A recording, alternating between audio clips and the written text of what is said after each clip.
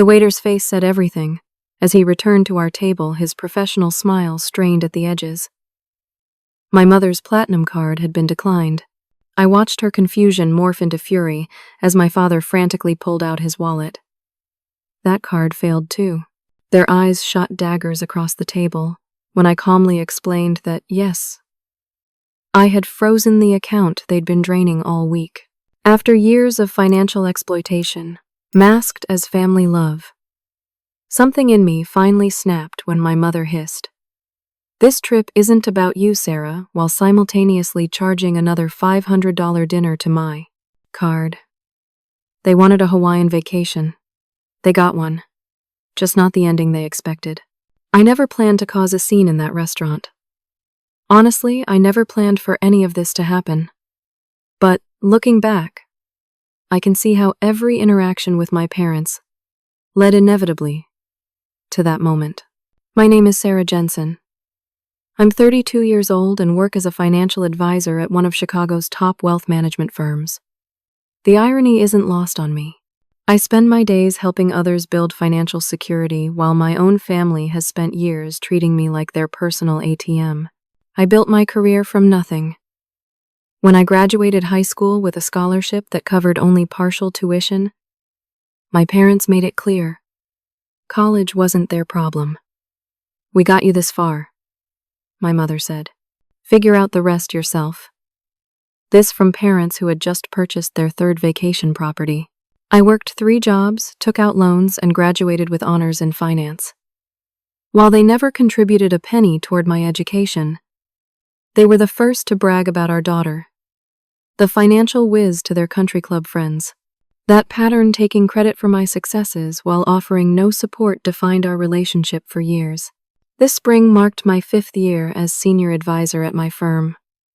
I had finally reached a place of stability, had my student loans under control, and was considering buying my first condo. That's when my mother called with what she described as a wonderful healing opportunity for our family. "We should take a trip together, Sarah.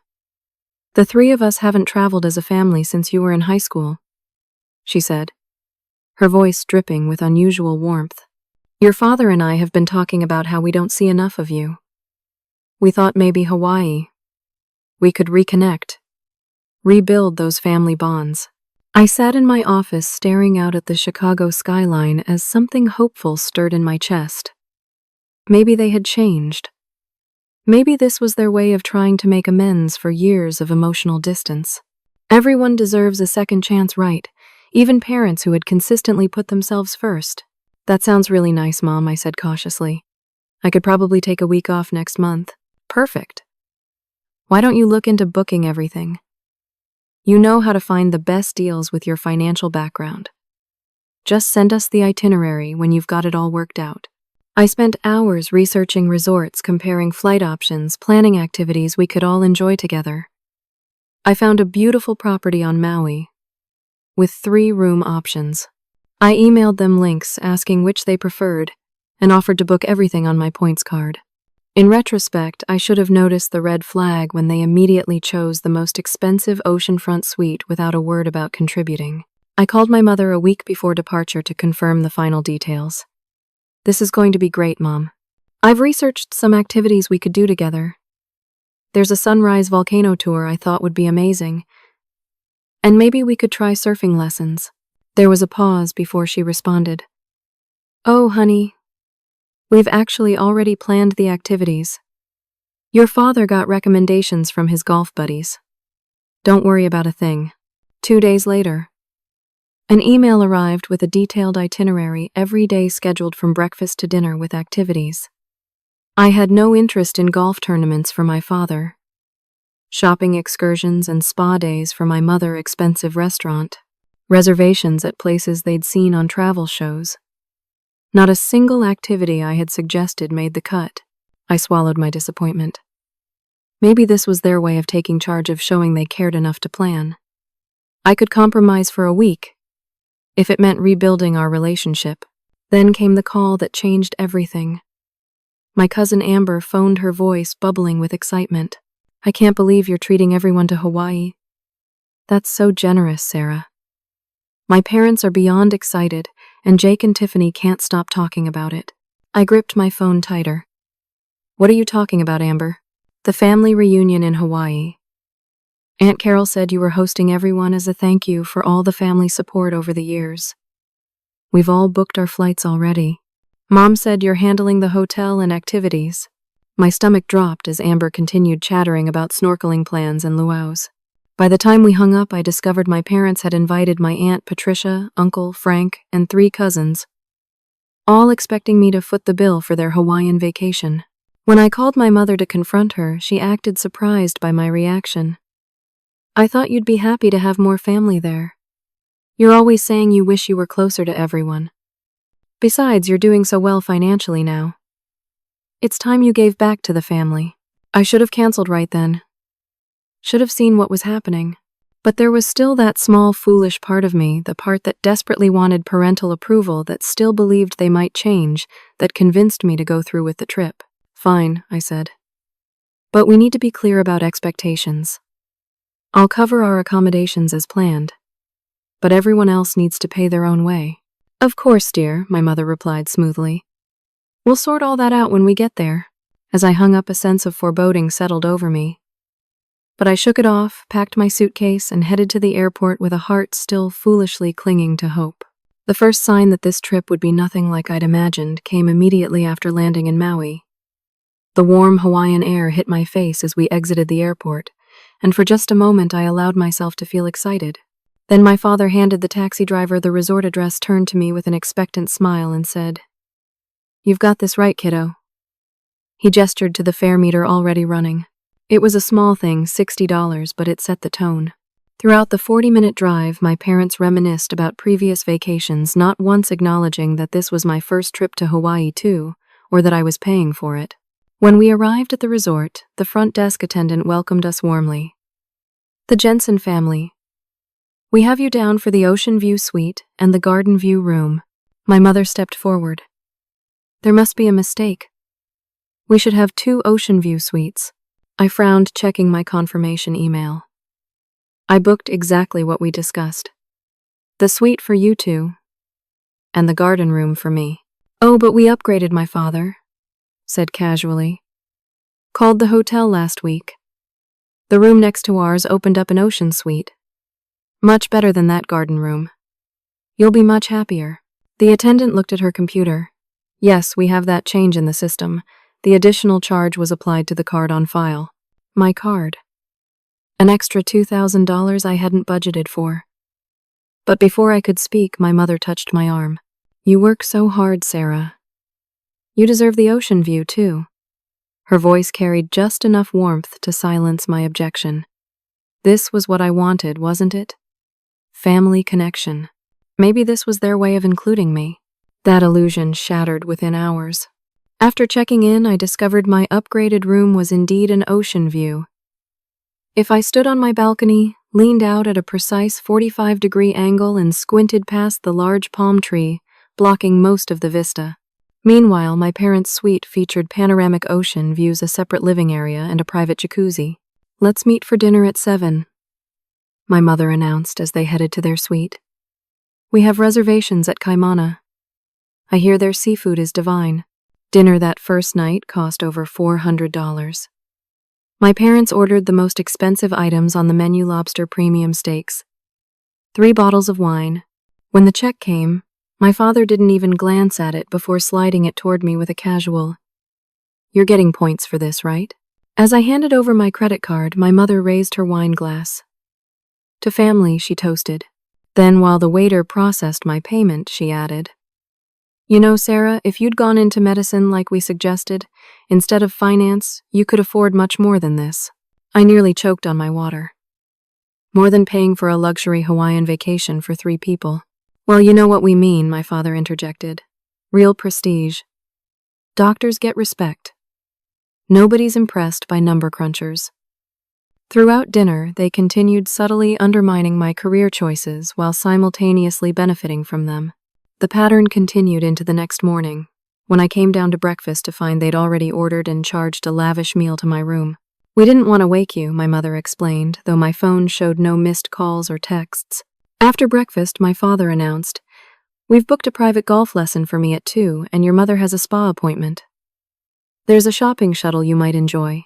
Actually, I said, pulling out my phone, I found this amazing snorkeling tour where you can swim with sea turtles. It's supposed to be an unforgettable experience.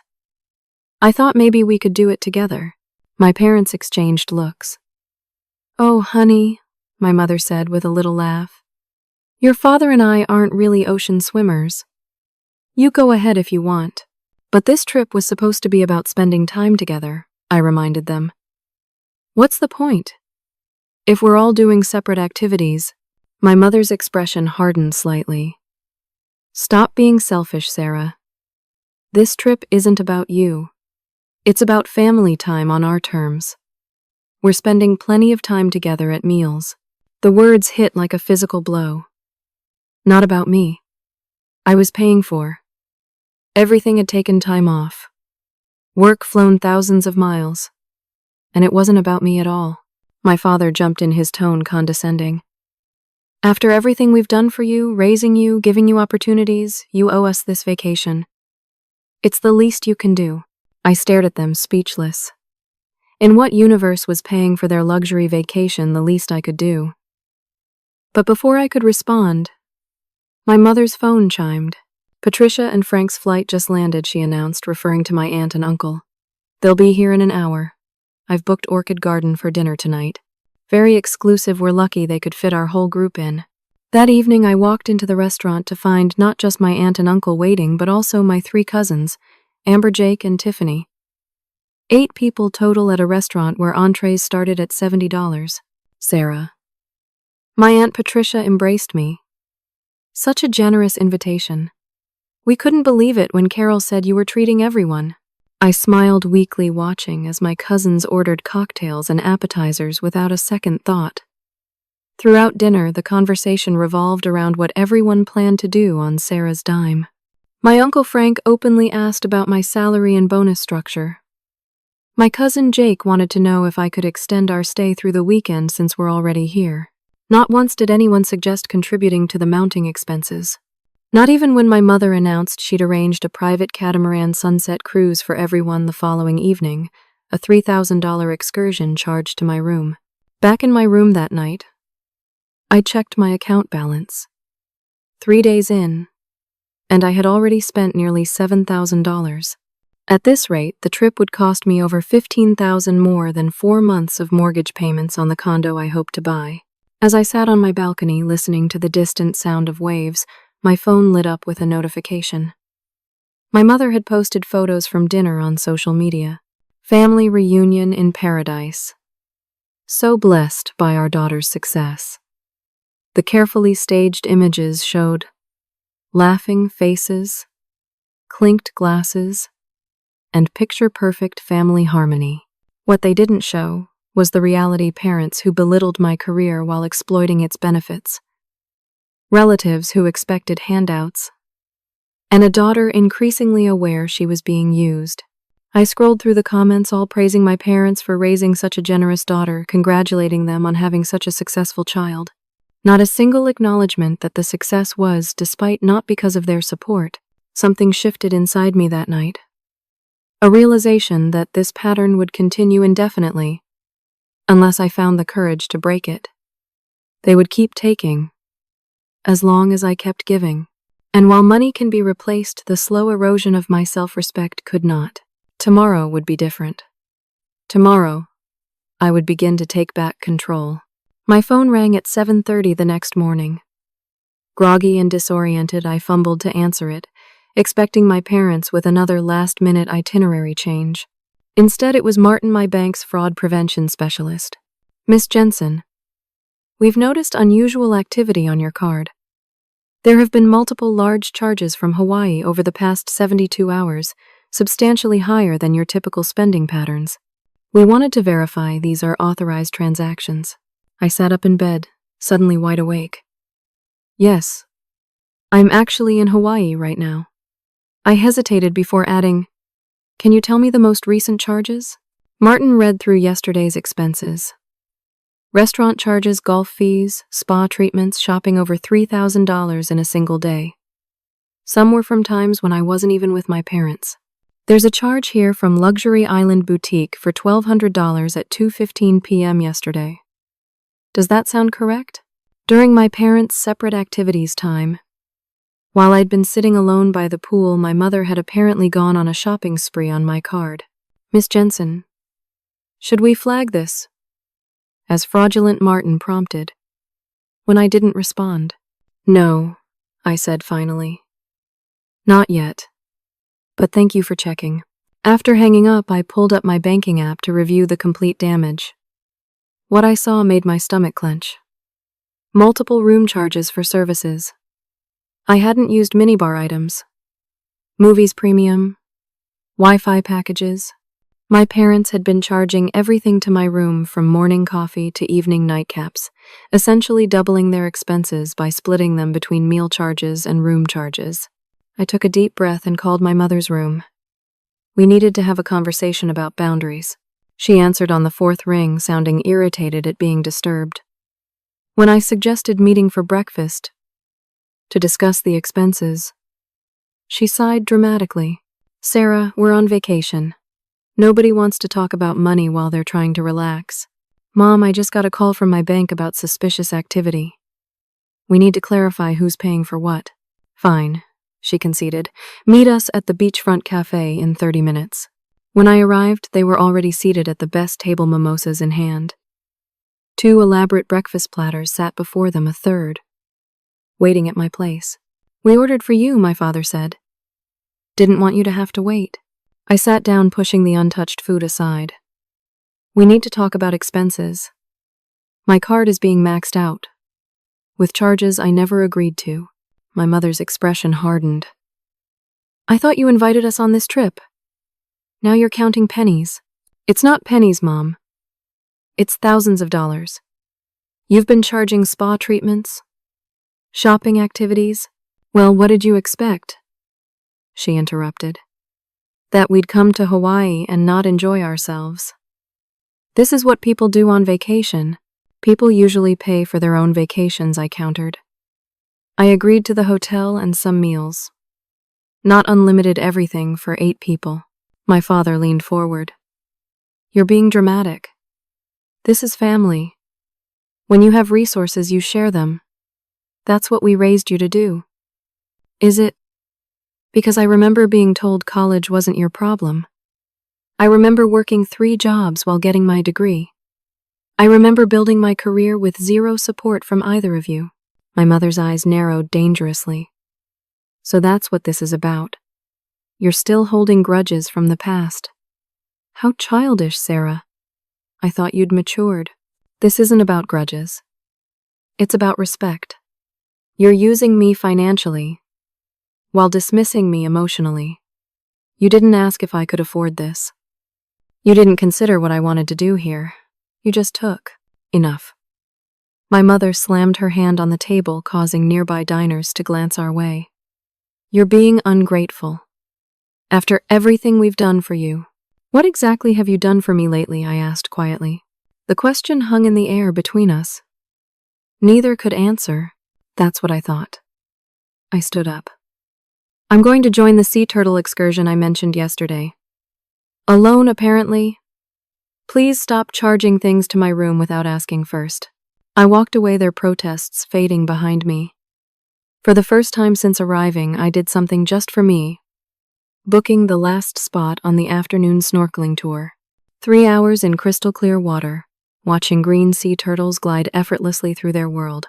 I felt a moment of peace. That peace shattered when I returned to the resort.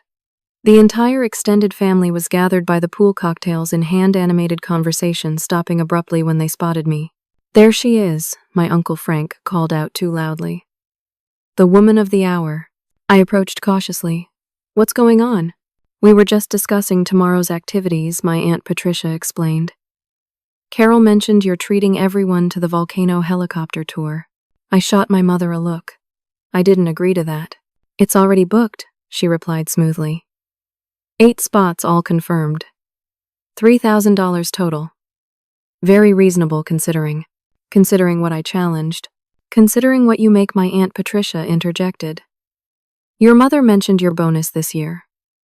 Must be nice bringing in that kind of money at your age. The casual invasion of my financial privacy stunned me momentarily. My mother had been discussing my salary with everyone. Speaking of, my cousin Amber added, "Mom said your next bonus comes in September. Maybe we could all do Napa Valley then. I've always wanted to tour wine country." They were already planning the next free vacation. The entitled assumption that my income was their resource to utilize left me speechless. I mumbled something about needing to change for dinner and retreated to my room. On my way through the lobby, I overheard my parents talking to another couple by the concierge desk.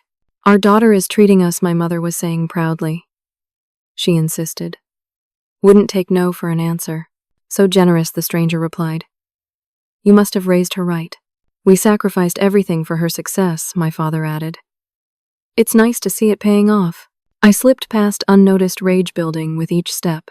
The sheer audacity of rewriting our history of portraying themselves as sacrificing parents finally receiving their due reward when the reality couldn't be further from the truth.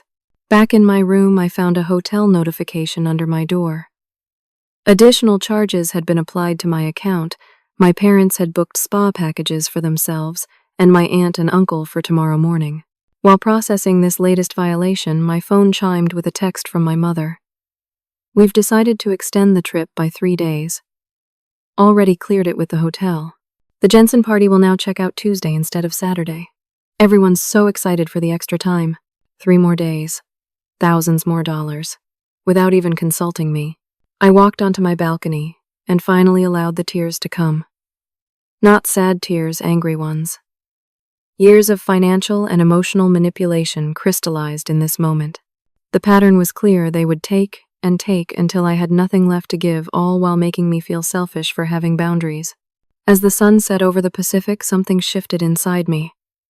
I was done being the family ATM. Done financing my own emotional abuse. Done watching others enjoy a vacation that was draining my bank account. And my spirit. I wiped my eyes, took a deep breath, and made a decision. If they wanted to teach me that this trip isn't about you, then I would teach them what happens when you exploit someone's generosity once too often. For the first time since arriving in Hawaii, I felt a sense of calm purpose.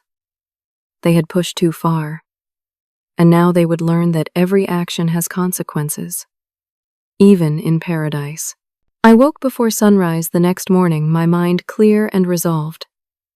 The first step was to secure my own position before addressing everyone else's. I called the front desk and spoke with the night manager. "I'd like to book a room at a different hotel, please. Something available immediately." 20 minutes and several phone calls later, I had secured a modest but comfortable room at a smaller resort 10 minutes down the beach. Not as luxurious as our current accommodations, but it had everything I needed, and most importantly, it would be charged to a different card that my family couldn't access. Next, I called my bank. Martin from Fraud Prevention connected me with a customer service representative. "I need to freeze my primary credit card at a specific time today," I explained. "Is that possible?" "Yes, Miss Jensen. We can schedule a temporary freeze that will activate at whatever time you specify." "May I ask why you're requesting this unusual arrangement?" I gave a simplified explanation about unauthorized users and needing to regain control of my finances. The representative was understanding and helpful, scheduling the freeze for 1:30 p.m. right when my family's lunch at the exclusive Cliffside restaurant would be wrapping up. With that arranged, I called the resort's billing department to understand exactly how room charges worked. "When a credit card is declined, what happens to room access?" I asked. "If the card on file is declined and no alternative payment is provided, room keys are automatically deactivated at 9 p.m. that evening," the billing specialist explained. "Guests need to visit the front desk to resolve any payment issues before access is restored." Perfect. I didn't want my family stranded without shelter, but a few hours of inconvenience seemed appropriate given the circumstances. The final step was preparing my exit. I packed my essential belongings into my carry-on bag, leaving enough items in the room to avoid suspicion if anyone stopped by.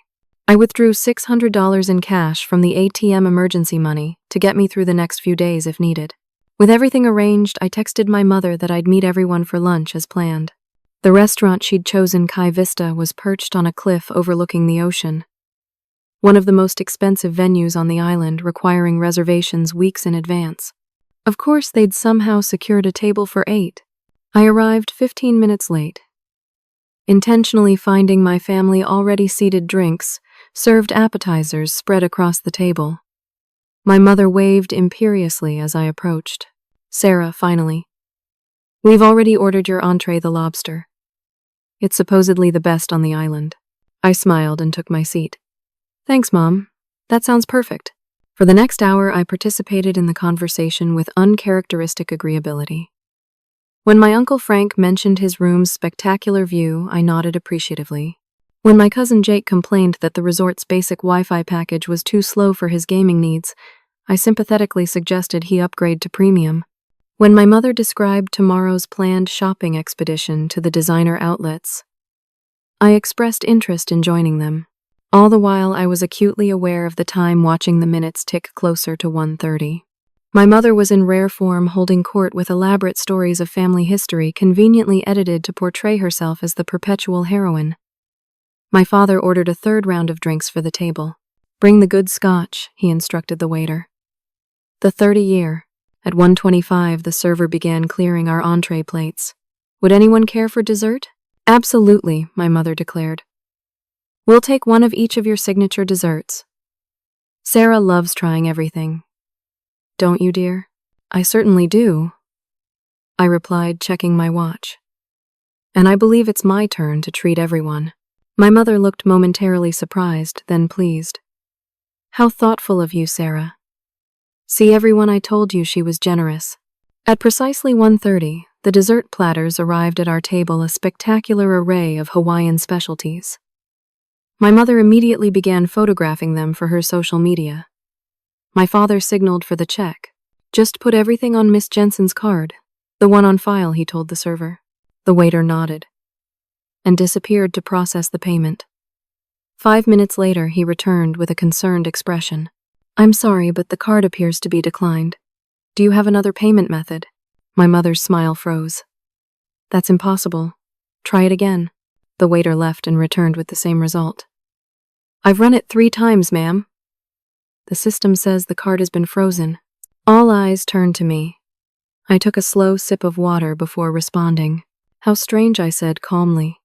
"Perhaps there's been a misunderstanding with my bank." "Call them right now," my mother hissed, her pleasant mask slipping. "Fix this immediately." I pulled out my phone, pretended to dial, then waited a moment before speaking to no one. "Yes, hello. I'm trying to understand why my card is being declined." "I see. Yes. How long will that take to resolve?" "I understand. Thank you." I ended the pretend call and addressed my increasingly uncomfortable family. "It seems there have been so many unusual charges in Hawaii that the fraud department automatically froze the account. They're investigating the pattern of spending as potentially fraudulent." "That's ridiculous," my father blustered. "We're family. Call them back and tell them to unfreeze it." "Unfortunately, they can't do that until they complete their investigation. It could take 3 to 5 business days." 3 to 5 days. My mother's voice rose sharply. "But we have the helicopter tour tomorrow. And the extended stay we arranged." "Yes, about that extended stay," I said, meeting her gaze steadily. "I don't recall agreeing to it. Just like I don't recall agreeing to pay for 8 people's vacations. Or spa treatments. Or shopping sprees." A heavy silence fell over the table. My cousins looked uncomfortable. My aunt and uncle exchanged nervous glances. "What exactly are you saying?" my father demanded. "I'm saying that I'm done being used financially while being dismissed emotionally.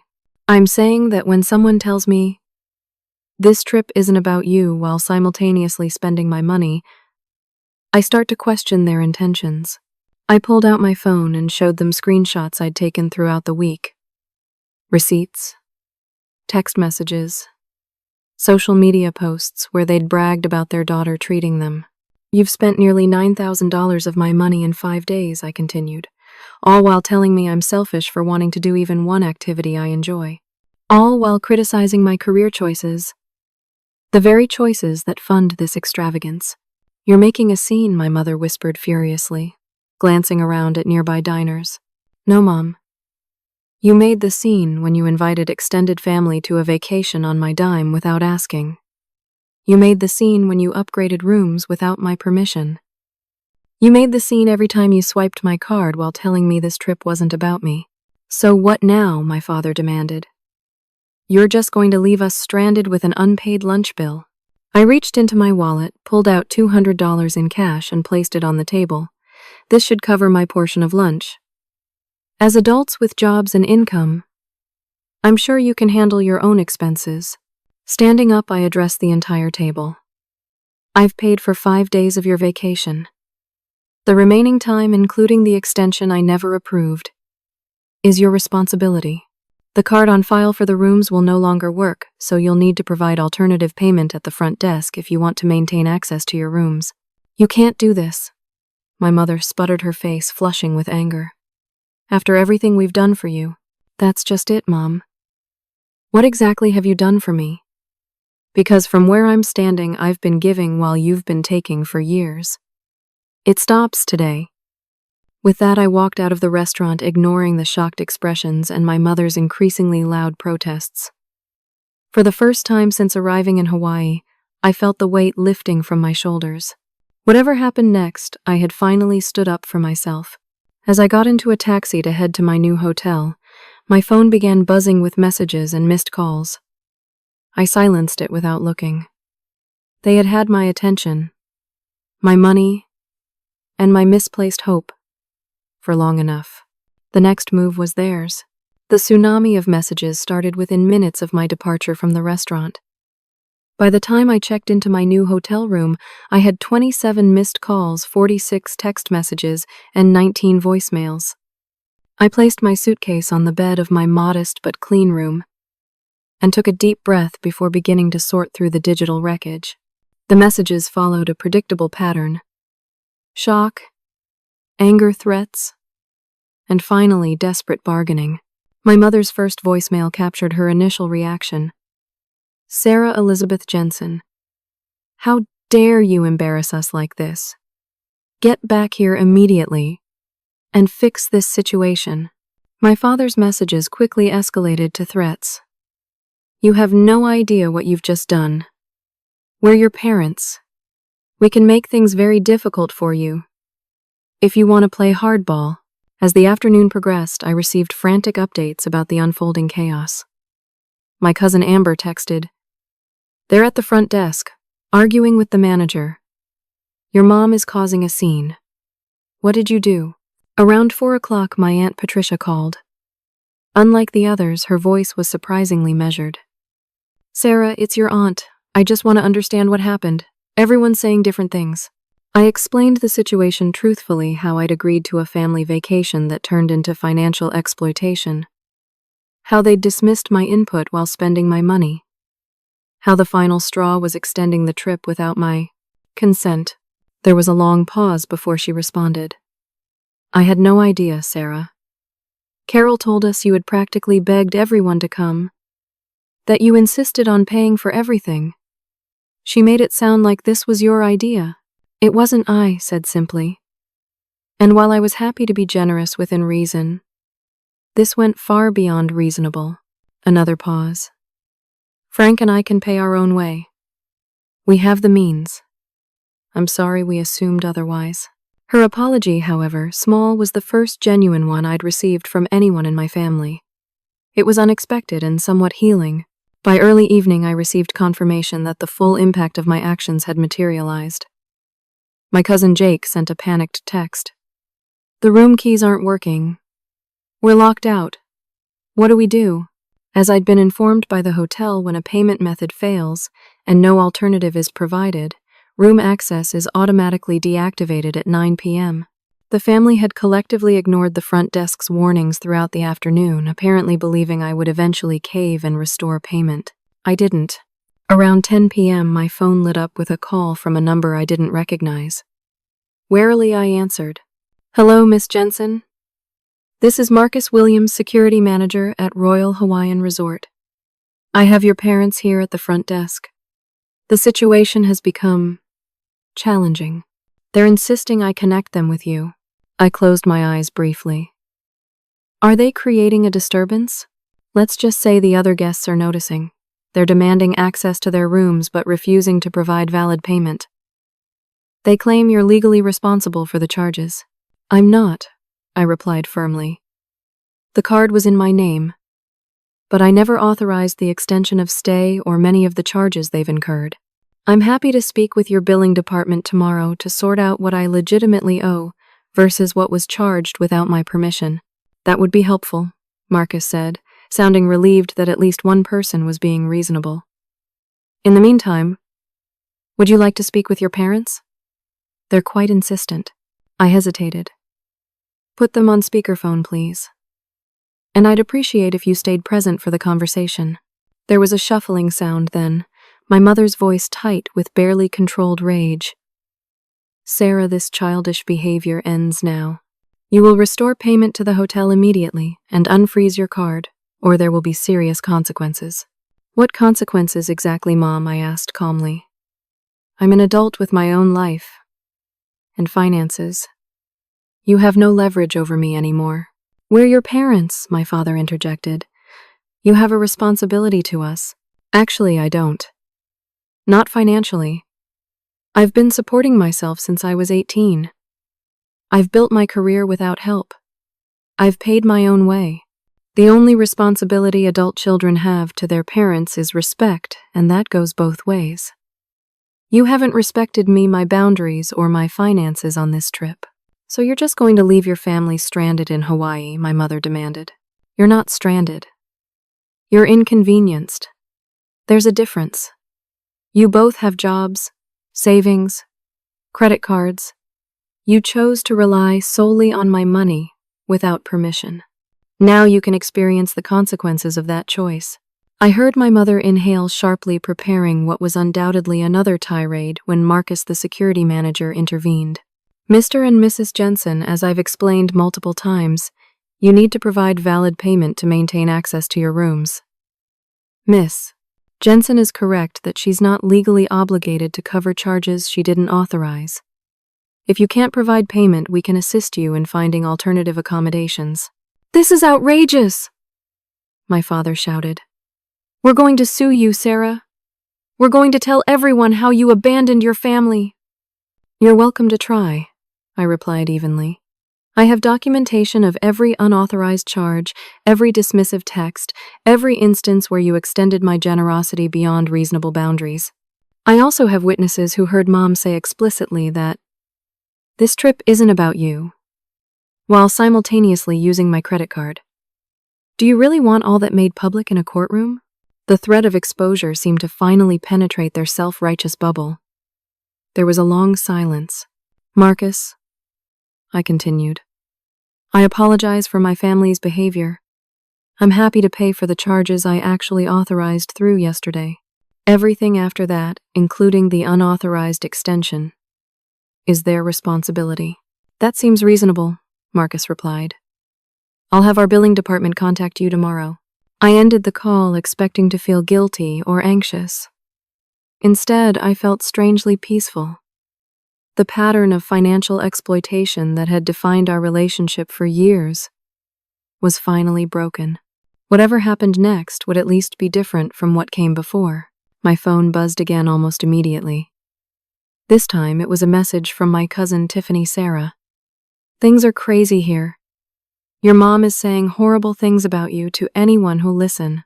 But Uncle Frank and Aunt Patricia just booked their own room and offered to let me stay with them. I think they're on your side. That was unexpected. My aunt and uncle, traditionally aligned with my parents in family matters, were breaking ranks. What was even more surprising was the message that came an hour later from my Aunt Patricia directly. Sarah, I owe you an apology. Frank and I should have verified the situation instead of making assumptions. We've secured our own room and covered Jake and Tiffany's accommodations too. Your mother isn't speaking to me now, but that might be for the best. When you're ready to talk, I'd like to share some things about your mother's behavior over the years that might help explain a few things. I stared at the message for a long time, unsure how to respond. What did my aunt know? What patterns had she observed that I might have missed? Before I could reply, my phone lit up with social media notifications. My mother had gone public with her version of events, posting a lengthy, self-pitying account of being abandoned by my ungrateful daughter in paradise after we sacrificed everything for her.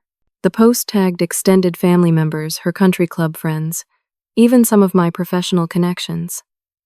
It was a calculated attempt to shape the narrative to paint me as the villain. Before I could tell my side, two could play that game. I hadn't wanted to escalate the situation publicly, but she'd left me no choice. I composed a calm, factual response, attaching screenshots of receipts showing the thousands spent without my permission text exchanges, proving I never authorized the extended stay, and her own messages dismissing my input on activities while simultaneously using my card to fund them. I ended the post. Simply, I'm happy to be generous with family, but generosity without boundaries isn't generosity, it's exploitation. I deserve respect, not just requests for my financial resources. The response was immediate and unexpected. College friends, colleagues, and even distant family members I rarely spoke with began commenting with messages of support. More surprisingly, several friends of my parents chimed in with variations of, "This explains so much," and "We've seen this pattern before." Most shocking of all was a private message from Laura Taylor, my mother's former best friend who had mysteriously fallen out of favor years ago. "Sarah, your mother did the same thing to me on a girls' trip to Santa Fe in 2012. Ran up charges on my card, then refused to reimburse me. When I confronted her, she turned everyone against me. I should have warned you, but I was too embarrassed. I'm sorry." As more messages arrived, a pattern emerged, not just of financial exploitation, but of a lifetime of emotional manipulation. My parents had been doing this to people for years, cultivating relationships with those they could benefit from, then discarding them when the well ran dry. I was just the most reliable resource because family ties made me harder to discard. Around midnight, exhausted but oddly liberated, I turned off my phone and stepped onto the small balcony of my new hotel room. The moon cast a silver path across the ocean. For the first time since arriving in Hawaii, I felt I could actually appreciate its beauty. Tomorrow would bring more confrontations, more difficult conversations. But tonight, I had done something I'd never managed before. I had set a boundary and held it despite immense pressure to capitulate. Whatever came next, I would face it from a position of newfound strength. I was sipping coffee on my hotel room balcony the next morning when the front desk called. "Miss Jensen, there are people in the lobby asking for your room number. They say they're your parents. We haven't disclosed your information, but I wanted to make you aware." My stomach tightened. "How did they find me?" "They didn't say." "Would you like us to ask them to leave?" I considered the options. This confrontation was inevitable. Better to have it in a public place than to have them making scenes at hotels across the island, trying to track me down. "No, it's all right. Please tell them I'll meet them in the lobby in 15 minutes. I dressed carefully, choosing an outfit that made me feel confident and composed. As I took the elevator down, I reminded myself of the boundaries I'd established and why they were necessary. This wasn't about punishment. It was about breaking an unhealthy pattern. The lobby was spacious but sparsely populated at this early hour. My parents sat rigidly on a sofa near the entrance, my father checking his watch impatiently, my mother scanning the area like a predator seeking prey. They spotted me simultaneously, their expressions hardening. Finally, my mother said as I approached, "Do you have any idea what you've put us through?" I sat in the chair opposite them, maintaining a deliberate physical distance. "Good morning to you too, Mom. How did you find me?" My father answered. "Your cousin Jake tracked your rideshare app. You forgot to log out of the family account." Of course. An invasion of privacy as their opening move. "How fitting. Why are you here?" I asked calmly. "To talk some sense into you," my father said. This little rebellion has gone far enough. You've made your point. What point do you think I'm making? My mother leaned forward.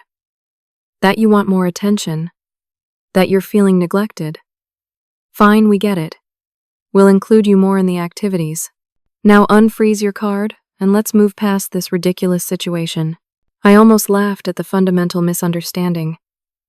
This isn't about attention, Mom. It's about respect. It's about treating me like an adult with agency, rather than an ATM with legs. Don't be crude, she snapped. We're your parents. We raised you, clothed you, put a roof over your head. Everything you have is because of us. Is it because I remember putting myself through college? I remember working multiple jobs while getting my degree. I remember building my career with zero financial support from either of you. We gave you values, my father insisted. Work ethic. Determination. You taught me that I couldn't rely on anyone but myself, I corrected. That lesson has served me well in many ways, but it's not the loving support you're trying to rewrite it as. My mother's tactics shifted abruptly, her eyes welling with tears. How can you do this to us? After everything to humiliate us like this? We're family, Sarah. Family takes care of each other. Family does take care of each other, I agreed. But care goes both ways. You haven't cared about my input on this trip. You haven't cared about my financial boundaries. You haven't even cared about spending time with me despite claiming that was the purpose of this vacation. My father's face flushed with anger. So, you're just going to cut us off? Your own parents. I'm establishing boundaries. There's a difference. I'm willing to have a relationship with you both, but it needs to be based on mutual respect, not financial exploitation. Exploitation. My mother's voice rose sharply. How dare you use that word about your own parents? What would you call it when you invite extended family on a vacation without consulting me? Then, expect me to pay. What would you call it when you extend a hotel? Stay without permission, using someone else's credit card. What would you call charging spa treatments and shopping sprees to my room without asking? My father stood abruptly.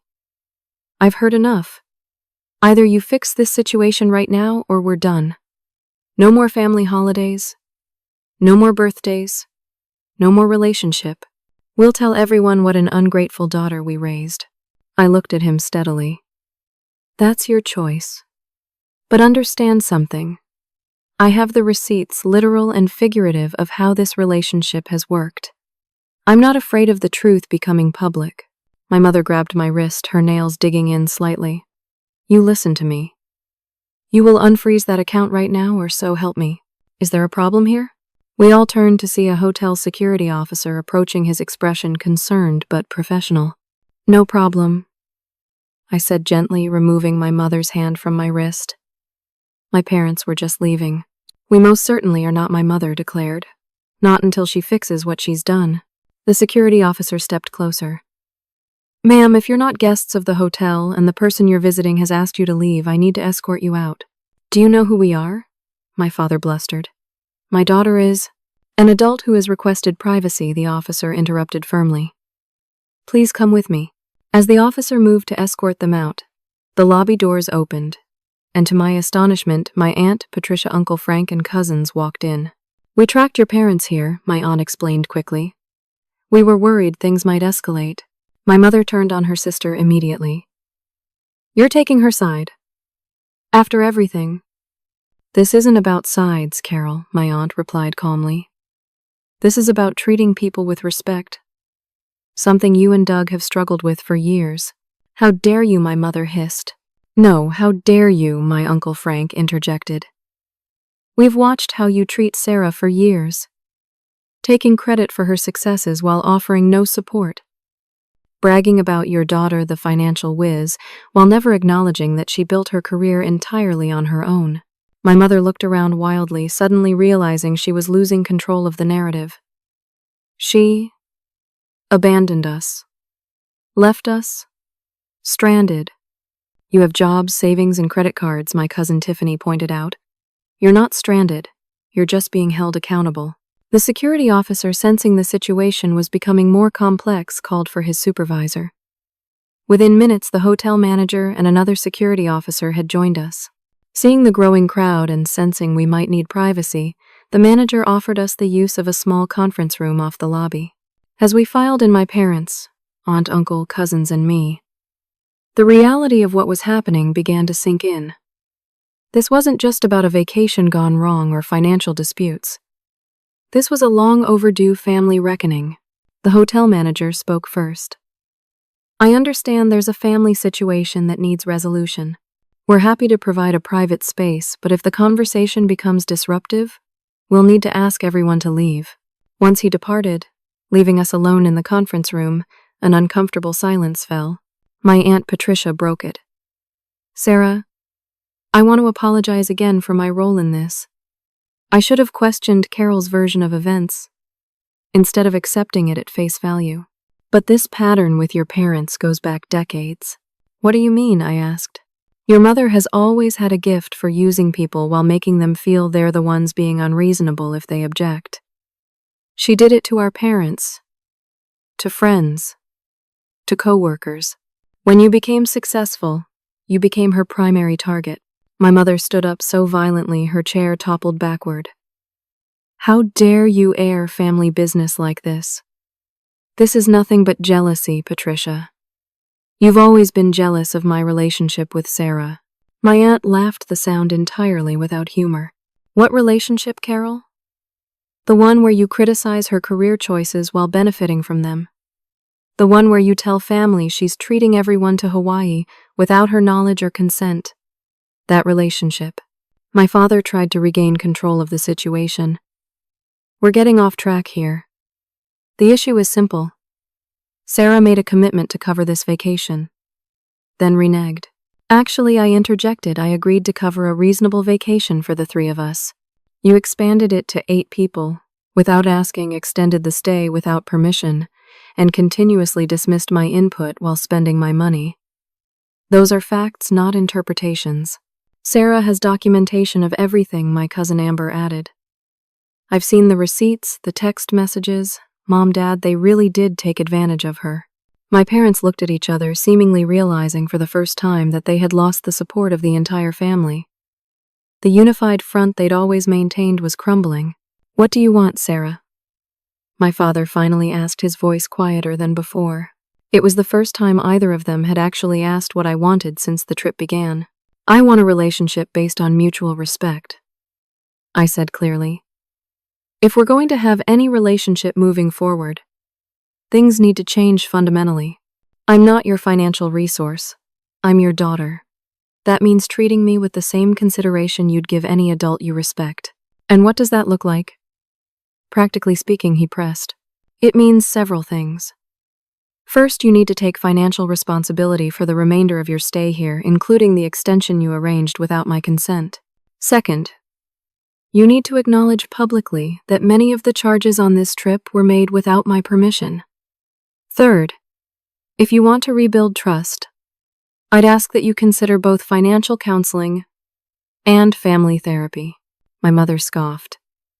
Therapy. We don't need strangers telling us how to manage our family. Then we don't have a path forward, I replied simply.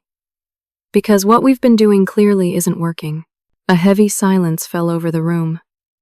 My father stared at the table, while my mother looked out the window, her posture rigid with indignation. Finally, my father spoke. We need time to discuss this privately. Of course, I said, standing. You know how to reach me when you're ready to talk.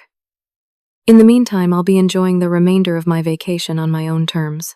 As my parents left without another word, my Aunt Patricia approached me. I'm proud of you, Sarah. Standing up to them couldn't have been easy. It wasn't, I admitted, but it was necessary. Would you like some company for that sea turtle excursion you mentioned? Frank and I were thinking of trying it. The offer of family connection, genuine connection without strings attached, was unexpected and touching.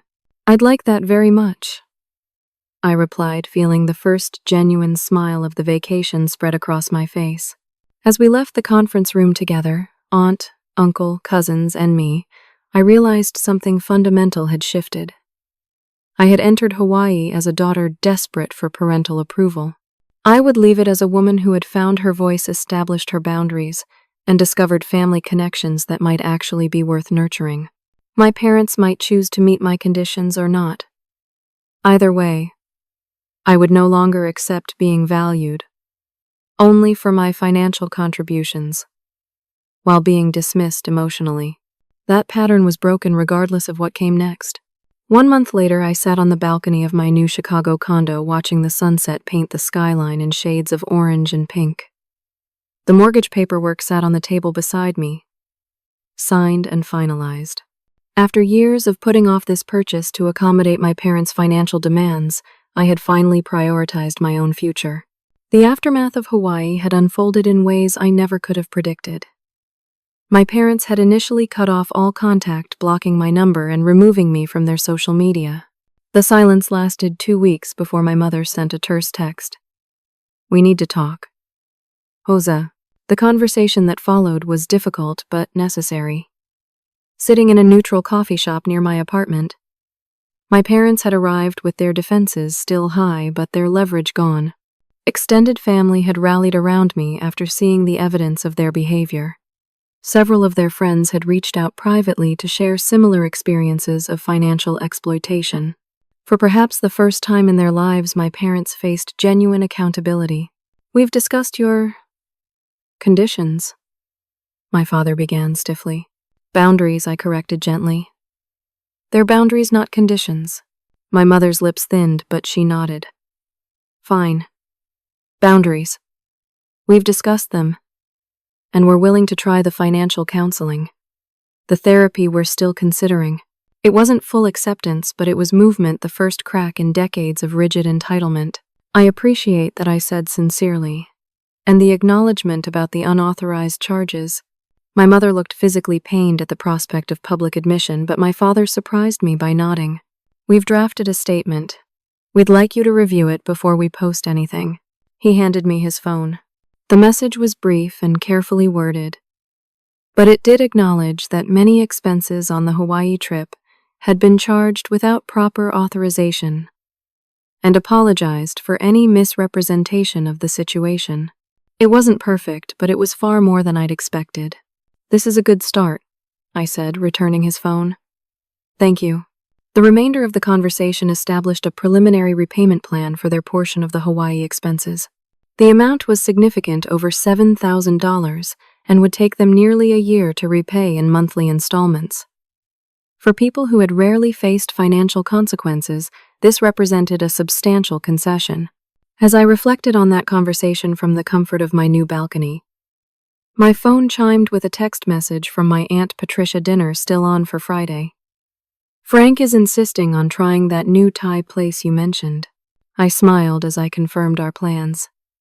The most unexpected outcome of the Hawaii confrontation had been the strengthening of relationships with extended family. My aunt and uncle, once distant figures who appeared only at obligatory holiday gatherings, had become regular presences in my life. We had discovered common interests and perspectives that had previously been obscured by my parents' controlling narrative. Even my cousins had maintained contact with Amber and I, meeting weekly for morning runs along the lakefront. These family connections, based on genuine interest rather than financial opportunity, were healing in ways I hadn't anticipated. My relationship with my parents remained complicated.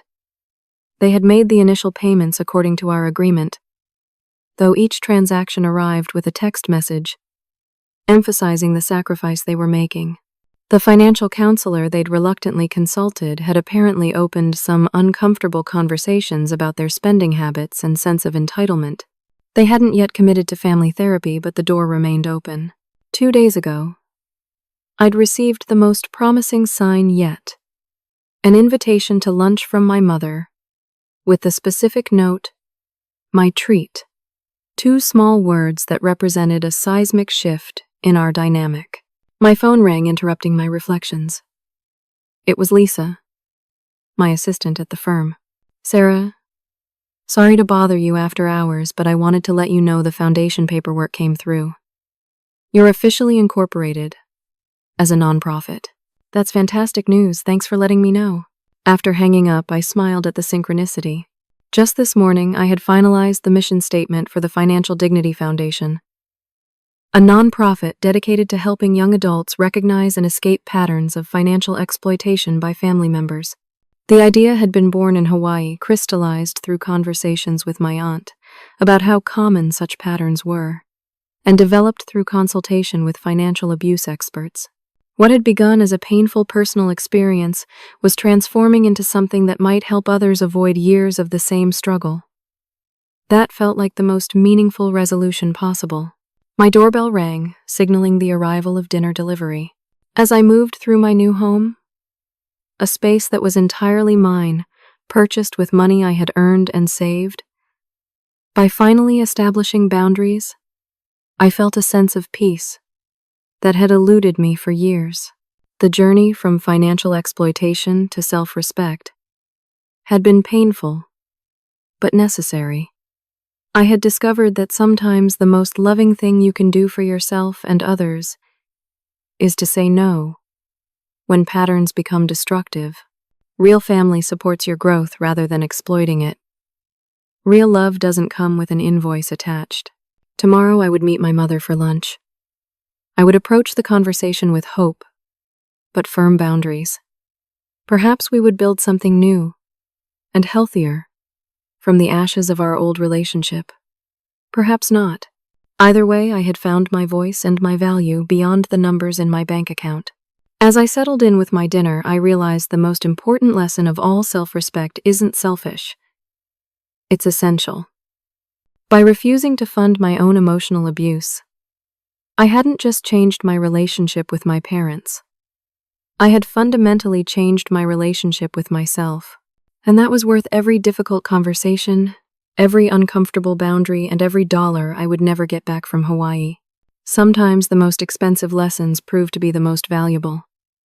Mine had cost thousands of dollars and decades of misplaced hope, but the freedom it purchased was priceless. That evening, as my mother called to confirm our lunch plans, I heard something unfamiliar in her voice.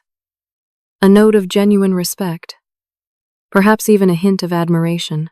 "I'm looking forward to it," she said without a single reference to money or obligation. "Me too, Mom," I replied honestly. And for the first time in memory, I truly was.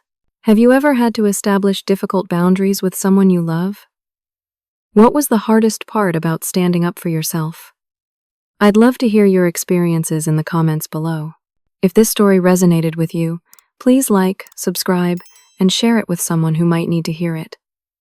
Thank you for listening. And remember, real love empowers. It never exploits. Take care of yourselves, and I'll see you in the next story.